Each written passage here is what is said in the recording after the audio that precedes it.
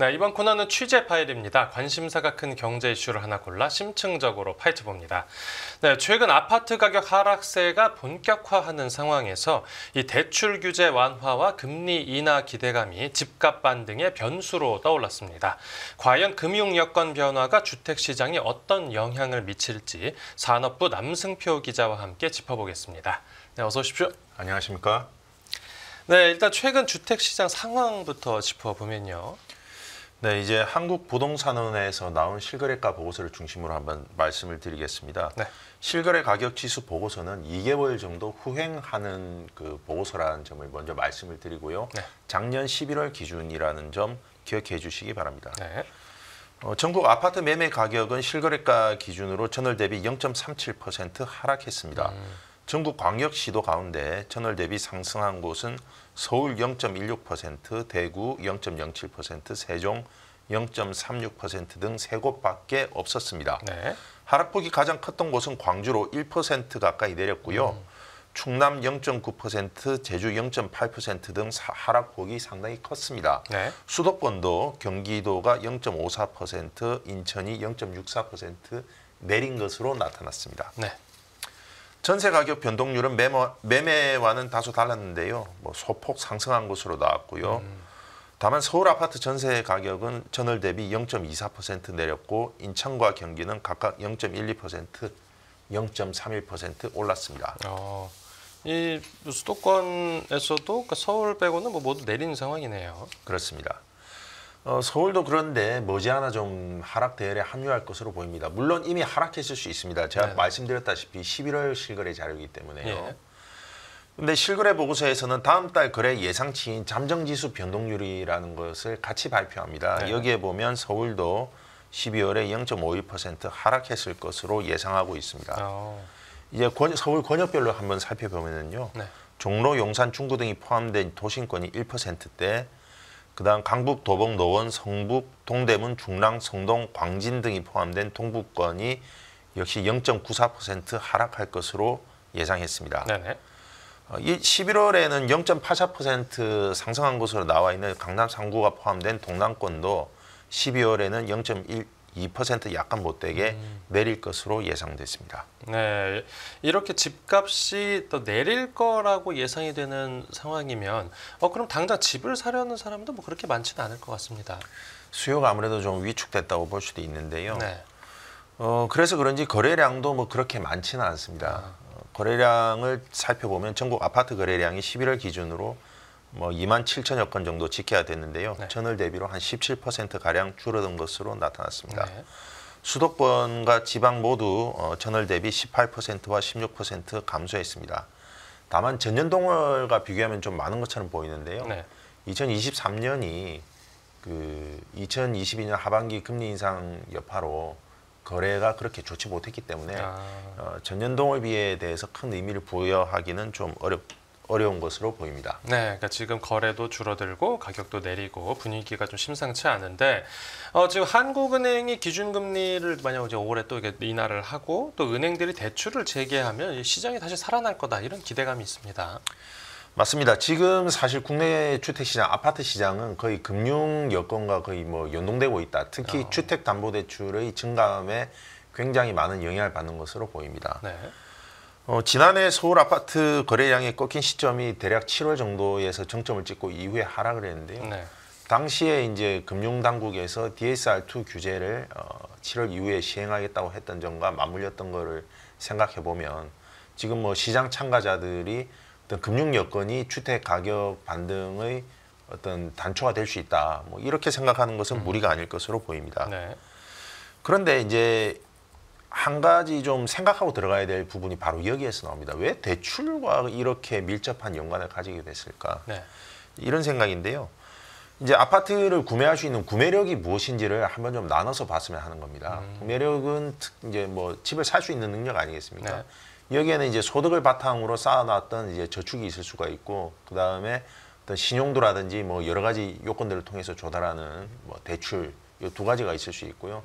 소득도 보면은 또 조금 더 잘라 들어가면 전문적이긴 합니다만은 정기적으로 벌어들이는 경상소득이 있을 수 있고 또 집을 판다든지 해서 일시적인 처분으로 인해서 생긴 비경상소득이 있을 수가 있습니다. 네. 그래서 이런 어떤 세 가지들이 어떤 구매력의 여건이 된다고 볼 수 있는데요. 네. 문제는 지금 이제 경상소득이 쭉 증가하면서 집값이 오른다. 이게 이제 사실은 제일 좋은 건데 네. 그렇게 보기에는 지금 집값은 소득에서 너무 좀 멀어졌다. 아. 이렇게 볼 수가 있습니다. 그러니까 내 월급만 내 월급만 빼고 다 오른다. 뭐 이런 그 푸념이 나오는 이유겠죠. 상당히 좀 슬픈 현실이죠. 네. 근데 예전에는 그럼 월급만 좀 차곡차곡 모아서 이렇게 해도 내 집 장만이 가능했던 겁니까? 그런 시절이 있었죠. 그런데 이제 현실은 그럼 어떠한가, 지금은 어떠한가 살펴보면요. 네. 그 국민은행 KB부동산에서 제공하는 통계 가운데에 KB 아파트 주택담보대출 PIR이라고 있습니다. 네. PIR이라는 게 이제 영어인데 이제 Price Income Ratio 이래서 가격과 소득의 어떤 비율을 본 겁니다. 네. 그래서 이게 어떻게 구한 거냐면 뭐 간략하게 말씀을 드리면 네. 대출 받는 집의 가격을 대출 받는 사람의 연소득으로 나눠 본 겁니다. 그러면은 이 사람이 예를 들어서 뭐 연봉이 1억이다. 그런데 PIR이 10일이 나왔다 이러면은 연봉의 11배 수준이다. 뭐 이렇게 볼 수가 있는 거죠. 네네. 그래서 작년 9월 기준으로 서울의 PIR이 11로 나왔고요. 경기도 9, 인천 8로 나왔습니다. 근데 이게 이제 생각해 봐야 되는 부분이 뭐냐면요. 네. 이제 소득의 11배라는 뜻 아니겠습니까? 예. 근데 11배를 한 푼도 안 쓰고 11년을 모아야 된다는 이야기입니다. 그런데 통상적으로 적정한 주거비 지출이 소득의 한 30% 정도라고 보거든요. 그럼 이걸 다시 이제 생각해 보자면 서울에서는 소득으로 내 집 마련하는데 한 33년 정도 걸린다. 경기도 같은 경우는 그러면 9니까 한 3, 9, 27 하면 27년. 뭐 인천 같은 경우 한 24년 걸린다. 이렇게 볼 수가 있는 것이죠. 네. 그 사이에 집값이 더 빨리 뛰면 더 사기는 내 집 장만은 멀어지는 거고요. 그렇습니다. 네. 그래서 사실상 소득으로 뭐 이 PIR이 알려주는 게 뭐냐면 소득으로 집을 이제 마련할 수 있기는 굉장히 어렵고 그래서 대출을 낄 수밖에 없다.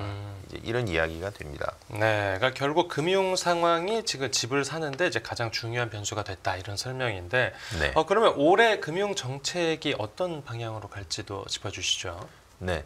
그러니까 작년 7월 DSR2라든지 그 다음에 이제 정부의 가계대출 관리 때문에 은행 창구가 닫히면서 주택 거래가 굉장히 부진해졌고 이게 결국은 가격 하락으로 이어졌다. 이런 게 이제 대체적인 분석 아니겠습니까? 네네.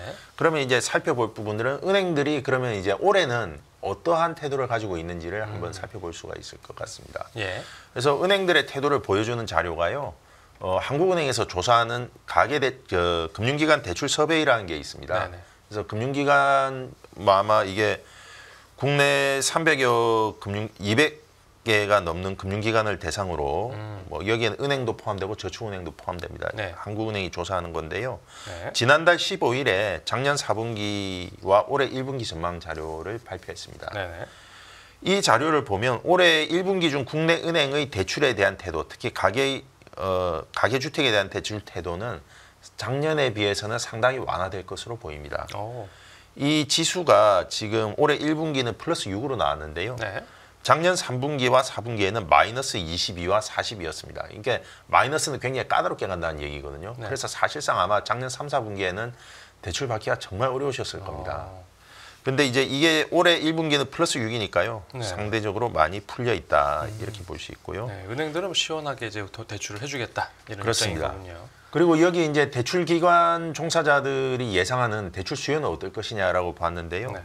여기도 뭐 작년 3분기 28, 올해 4분기 9에서 올해 1분기도 19 이게 플러스로 나와 있기 때문에 뭐 올해도 가계대출 특히 이제 주택담보대출 수요는 상당히 증가할 것으로 이렇게 보고 있는 것 같습니다. 네, 그러니까 대출을 받으려는 사람도 많고 은행도 편하게 대출을 해주겠다 그렇습니다. 이런 입장인데 뭐 금융 당국 얘기 생각을 들어봐야겠죠. 그렇습니다. 김병환 금융위원장은 올해 가계부채 증가율을 작년과 마찬가지로 경상성장률 범위 내에서 관리하겠다고 밝혔습니다. 네. 그러면은 이제 경상성장률이 얼마인지 봐야 될 거 아닙니까? 네. 기획재정부에서 경제정책 방향에서 밝힌 올해 우리 경제의 경상성장률은 3.8% 정도 됩니다. 예, 경상성장률은 뭐 바꿔 말하면 명목성장률인데요. 그래서 실질성장률과는 다소 다른 개념입니다. 네네. 그래서 명목성장률을 이제 물가 인상률이라든지 이런 걸로 나누면 실질성장률이 되는 건데 그래서 성장률이 왜 이리 높아 이렇게 오해하실 필요는 없고요. 네, 그러니까 물가가 반영돼 있기 때문에 이렇게 성장률이 높게 나타난다 이 그렇습니다. 설명이죠. 네네. 그래서 그러면은 지난해 경상 성장률이 얼마였냐고 보면은 지난해는 한 5.9% 성장했습니다. 네. 그런데 이게 작년 초에 기획재정부가 제시했던 전망치는 4.9%였거든요. 그러면은 올해 경상 성장률 전망치가 3.8이니까 실질 기준으로는 2%. 그다음에 그 작년 전망치 기준으로는 1% 포인트 가량 줄어듭니다. 네. 그러면은 올해는 이 대출 증가 폭이 최소한 한 20% 정도는 지난해보다 줄어든다고 봐야 되는 겁니다. 이 대출 여건이 그러면 이 집값에도 뭐 그렇게 좋은 영향을 주진 않을 것 같습니다. 그러니까 전체적인 한도가 줄어든다는 이야기죠. 그리고 또 여기서 한 가지 더 생각해 봐야 되는 부분이 있는데요. 네. 예를 들어서 그 서울 요지의 그 대형 아파트가 입주한다. 뭐 이런 대출 수요가 쫙 몰린다고 했을 때에 여기로 그나마 한정적인 대출 한도도 여기로 다 몰려버릴 가능성이 있다는 겁니다. 네네. 그래서 지금 대출 한도가 다시 이제 풀린다고는 하지만은 생각보다 그렇게 시장에 호재가 될 가능성은 크지 않다.